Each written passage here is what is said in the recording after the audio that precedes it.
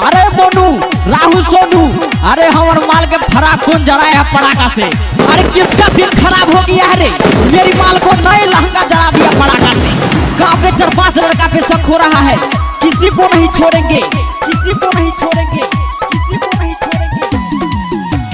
मिल के बहाना से आबई छलै, नाले लहंगवा पहिरने ने छलै, ओठ में लाली लगा लेने छलै।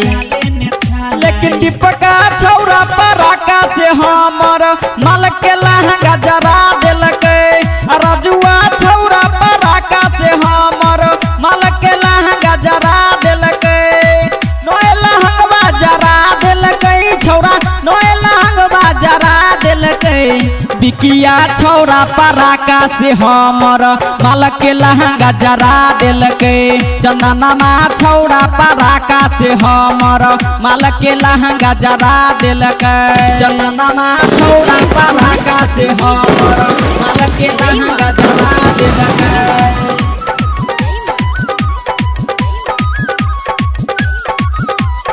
हमर माल के लहंगा जरा देलकै।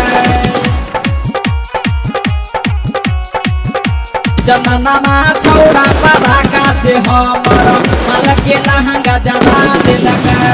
सोइजो सबैर हेरे मेकअप करके, सोइजो सबैर हेरे मेकअप करके आबै छले लाल लहंगा पहिर के। जन के बम उड़ा देलकै छौरा, जन के बम उड़ा देलकै। सुरेशवा छौरा पराका से हमर माल के लहंगा जरा देलकै। रोशनमा छौरा पराका से हमर माल के लहंगा जरा देलकै। छौरा पराका से हमर माल के लहंगा जरा देलकै।